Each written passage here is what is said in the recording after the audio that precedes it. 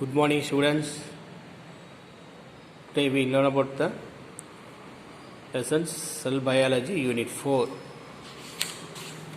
So already we have to see in the fundamentals, cell fundamentals of life, plant and animal cell comparisons, cell organelles, plant cell and animal cell.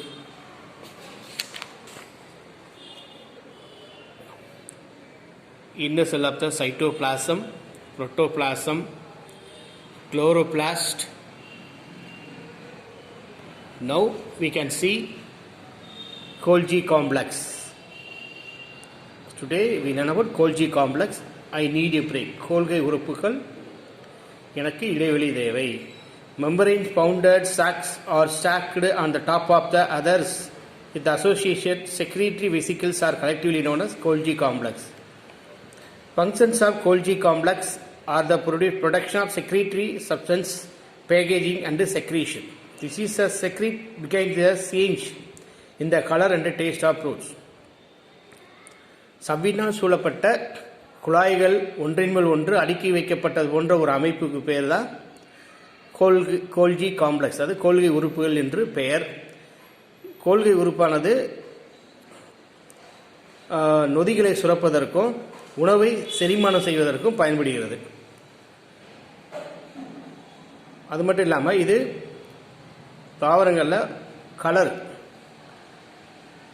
பூக்களின் நிறத்தையும் அதே நேரத்தில் ஃப்ரூட்ஸுக்கு taste, சுவையையும் கொடுக்கக்கூடிய வேலையை செய்கிறது. பெரும்பாலும் உணவு செரிமான நொதிகளை இது அதிகமாக சுரக்கக்கூடியது. Next one lysosome, suicidal bag, தற்கொலை பைகள். Everything I touch I destroy, எல்லாவற்றையும் தொடுவேனானால் அவை அழியும். You will find organelles called as lysosomes which are very small to view using a light microscope. There are the main digestive compartments of the cell. நீங்கள் பார்க்கக்கூடிய இந்த செல்லானது நுண்ணோக்கியில் மட்டும் ரொம்ப நுண்ணுக்கியதாக இருக்கும். நுண்ணோக்கியில் மட்டுமே பார்க்க முடியும், அதாவது மைக்ரோஸ்கோப்பில் மட்டுமே பார்க்க முடியும்.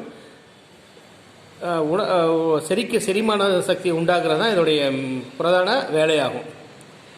த லைசிய செல் கென்ஸ் they are called suicidal bag. இது செல்லிலேயே சிதைவடைகிறதுனால இதை தற்கொலை பைகள் அப்படின்னு அழைக்கிறோம். ஸோ இதான் லைசோசோம். ஸோ வெளிப்புற பகுதியில் இருக்க புரோட்டீன்ஸ் உள்ளது. உள்ளே இருக்கக்கூடிய ஹைட்ரோலைட்டிக் என்சைம் வந்து நொதிக்கக்கூடிய என்சைம் அப்படின்னு பேர். அது நொதித்தலாக உண்டாக்கக்கூடியது. So next centrioles. They are generally found close to the nucleus and are made up of tubular-like structures. Tube-like. Centriosomes are present only in the animal cell and absent in plant cells. Centrioles சொல்லக்கூடிய இந்த செல்லானது நீண்ட குழாய் போன்ற அமைப்புடையதாகும். இது உட்கரு பக்கத்தில், அதாவது nucleus பக்கத்தில் இருக்குது. சென்ட்ரியோல்ஸ் என்ன செய்ய பெரும்பாலும் தாவர செல்களில் காணப்படாது, விலங்கு செல்களில் மட்டும்தான் இருக்கும். It helps in the separation of chromosome during cell division. இது செல் பிரிதலின் போது குரோமோசோமை பிரிப்பதற்கு உதவுகிறது. குரோமோசோமா பிரிஞ்சு குரோமோட்டின் இந்த மாதிரியான வளர்ச்சிக்கு இது உபயோகமாக இருக்குது. நெக்ஸ்ட் பார்த்தோன்னா எண்டோபிளாஸ்மிக் ரெட்டிகுலம்.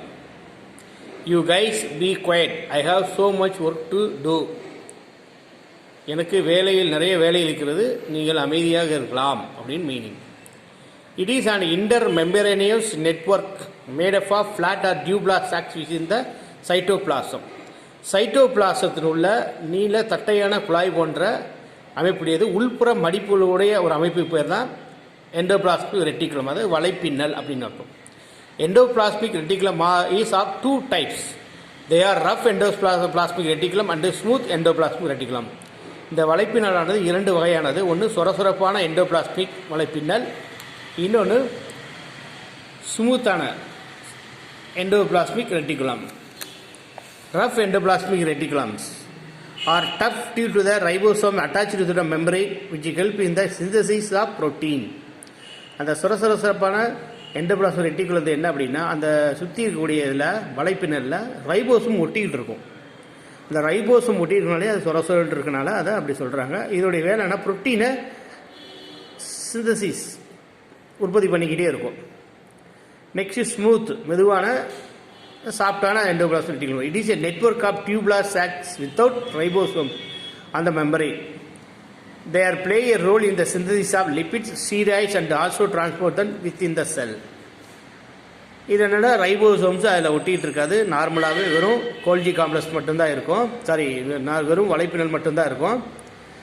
இதோடைய பிரதான வேலை அப்படின்னு பார்த்தோம்னா கொழுப்புகளையும் ஸ்டீராய்ட்ஸையும் கடத்துறது மற்றும் அதை உற்பத்தி ஆகிறது, சிந்தசிஸ் பண்ணுறது தான் என்னுடைய பிரதான வேலையாக பணியாக இருக்குது. Next nucleus. Everyone do what I acting like the brain of the cell. ஒவ்வொருவரும் நான் சொல்வதை செய்வார்கள் அப்படின்னு அர்த்தம். Plant and animal cells have a nucleus of the cytoplasm. It is surrounded by a nuclear envelope. தாவர விலங்கு செல்களில் செல்லுடைய மூளையாக இந்த நியூக்ளியஸ் இருக்குது. நியூக்ளியஸை சுற்றி நியூக்ளியஸ் வலை இருக்குது. 1 or 2 nucleus to the chromatin body are present inside the nucleus. அதாவது ஒன்று மற்றும் அதுக்கு மேற்பட்ட உரைகளை உடைய நியூக்ளியஸ் உடைய அமைப்பு இது நியூக்ளியஸ் மேலே இருக்குது. During cell division the chromatin body is organized into a chromosome, storage of genetic material and transform hereditary characters from generation to generation and the functions of chromosomes. அதாவது இது செல் பிரிதலின் போது இந்த chromatin பாடிஸில், அதாவது chromatin bodies சொல்லக்கூடிய அந்த chromosomes ஆனது பிரிஞ்சு தனித்தனியாக பிரிஞ்சு போயிடுது. இதோடைய வேலை என்னென்னா ஒரு செல்லில் இருக்கக்கூடிய மரபு பண்புகளை இன்னொரு அடுத்த செல்லுக்கு கொண்டு போய் கடத்தக்கூடிய வேலையை செய்கிறது. இது மூலமாக ஒரு சந்ததியில் இருக்க மரபு பண்புகள் அடுத்த சந்ததிக்கு கடத்தப்படுது. அதான் ஃபங்க்ஷன்ஸ் ஆஃப் நியூக்ளியஸ். ஸோ இதோடைய ஃபங்க்ஷன்ஸ் அப்படின்னு பார்த்தோம் அப்படின்னா it controls all the process and the chemical reactions that take place inside the cell. செல்லிற்குள்ளே நடக்கூடிய உயிர் பொருட்கள், உயிர் பரிமாற்றம் மற்றும் உயிர்ம பரிமாற்றம் மற்றும் வேதி வினைகளை இது கட்டுப்படுத்துது. Inheritance of characters from one generation to another. ஒரு செல்லிலிருந்து, அதாவது உயிர்மத்திலிருந்து இருக்கக்கூடிய மரபு பொருளை அடுத்த தலைமுறைக்கு கடத்து, ஒரு தலைமுறையுடைய பண்புகளை அடுத்த தலைமுறைக்கு மரபு வழி பண்புகளை கடத்துறதுல இந்த நியூக்ளியஸ் அதனோட பணியாக செய்கிறது. ஸோ இதுதான் நியூக்ளியஸோடைய ஃபிகர் இது. ஸோ நியூக்ளியஸ்க்குள்ளே இருக்கக்கூடிய அந்த இதுக்கு இப்போ லிக்விட் பேர் நியூக்ளியோ பிளாசம், அதுக்கு வெளியே இருந்தால் சைட்டோபிளாசம். ஸோ இப்போது டி நோவில் red blood cells. Red blood cells do not contain a nucleus.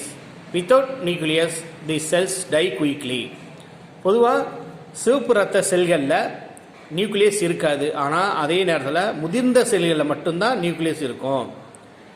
அப்போ என்ன, அந்த நியூக்ளியஸ் இல்லாதனால அந்த ரத்த செல்கள் சீக்கிரமே அழிஞ்சிடுது உடனடியாக. about 2 million red blood cells die every second. ஒவ்வொரு நொடிக்கும் 2 மில்லியன் அளவிலான ரத்த செல்கள் இறக்கின்றன. Luckily, the body produces new red blood cells every day. இருந்தாலும் உடலானது தொடர்ந்து புதிய இரத்த செல்களை உடனடியாக உற்பத்தி செய்து கொண்டே இருக்கின்றன. ஸோ இதுதான். ஸோ இதோட இந்த செல் பயாலஜியோட சாப்டர்ஸ் முடிஞ்சது. இப்போ நான் அதுக்கு முன்னாடி வச்சு ஜஸ்ட் ஒரு ரீகால். ஃபஸ்ட்டு நம்ம செல் பயாலஜியில் பாக்டீரியா செல் அப்படிங்கிறது என்னன்றதை ஒரு பேசிக்காக பார்த்தோம். அதோட fundamental unit, cell is the fundamental unit of all living ஆர்கானிசம்னு பார்த்தோம். ஸோ அதில் 2 டைப் பார்த்தோம், unicellular and multi cellular. Single செல்றது யூனிசெல்லுலார், மல்டிங்கிறது 1 or 2 more cells are called multi cellulars. அதில் செல் டு ஆர்கானிசம் எப்படி டெவலப் ஆகுது, இப்போ cell tissue, tissue to organ, organ to organ system, organ system to organism. இப்படி ஒரு organism முழுமையடையுது. Next plant and animal cells, ரெண்டுக்கும் உள்ள வித்தியாசங்கள் என்ன, அதில் செல்லுக்குள்ளே என்ன இருக்கும், வாட் இஸ் ஏ செல், செல்லுக்குள்ளே என்ன இருக்குது. ஃபஸ்ட்டு செல் ஸ்ட்ரக்சர். ஸோ செல் ஸ்ட்ரக்சர், செல் மெம்பரேன், அதோட செல் வால், செல் சுவர்னா என்ன, செல் மெம்பரேன்னா என்ன, அப்புறம் பிளான்ட் செல் அனிமல் செல்லுக்கு இரண்டுக்கு முடிய ஒப்புமை, ஒரு comparison. So inner part of the cell organelles, உள்ளுக்குள்ளே என்னென்னலாம் இருக்கும், nucleus, ribosome, cytoplasm, endoplasm, reticulum, mitochondria, Golgi body. So இது பிளான்ட் செல்ஸுடைய அமைப்பு ஸ்ட்ரக்சர் ஓவல் ஷேப்பில் இருக்குது. அது without cell membrane or cell wall. Plant cell has present only இந்த செல் வால். ஸோ வாக்வெல்ஸு பெருசாக இருக்கும், ஆனால் அனிமல் செல்ஸில் வாக்வெல்ஸு ரொம்ப சின்னதாக இருக்கும். ஸோ அடுத்து அதோடைய ஸ்பெஷல் செல்ஸ் என்னென்ன ஸ்பெஷல் செல்ஸ் இருக்குன்றதை பார்த்தோம். நெக்ஸ்ட்டு அடுத்து சைட்டோபிளாசம், செல்லுக்குள்ளே இருக்கக்கூடிய ஒரு பொருள் சைட்டோபிளாசம், புரோட்டோபிளாசம். ஸோ சைட்டோபிளாசத்தில் இருக்கக்கூடிய மைட்டோகாண்ட்ரியா, அதாவது பவர் ஹவுஸ் ஆஃப் த செல், ஏன் அதை சொல்கிறோம் அப்படிங்கிறதையும் நம்ம ஒரு கிளான்ஸ் பார்த்துட்டோம். நெக்ஸ்ட்டு குளோரோபிளாஸ்ட், ஃபுட் ப்ரொடியூசர், உணவு தயாரிக்கக்கூடிய அந்த குளோரோபிளாஸ்ட். ஸோ அதோடைய ஃபங்க்ஷன்ஸ்லாம் என்ன, ஸோ அதில் என்னென்ன இருக்குது, குளோரோபிளாஸ்டில் எத்தனை வகை இருக்குது அதுவும் பார்த்தோம். குளோரோபிளாஸ்ட்ன்றது பச்சையம், குளோரோபிளாஸ்ட் அண்ட் லியூகோபிளாஸ்ட்னு பார்த்தோம். இப்போ டுடே கோல்ஜி காம்ப்ளெக்ஸ். ஸோ இதுதான் கோல்ஜி காம்ப்ளெக்ஸ். குழாய் மாதிரி ஒன்று கொண்டாடிக்கிறது, கீழே உருண்டையாக பேர் வெசிக்கிள்ஸ்னு பேர். ஸோ அது கீழே சின்ன சின்னதாக இருக்கிற ஃபுல்லாமே லைசோசோம் சொல்லக்கூடிய suicide bags. Lysosome, suicide bags, அப்புறம் centrioles, endoplasmic reticulum, next nucleus. So இதோட chapter is finished. Next we can meet another chapters. See, meet again. Thank you.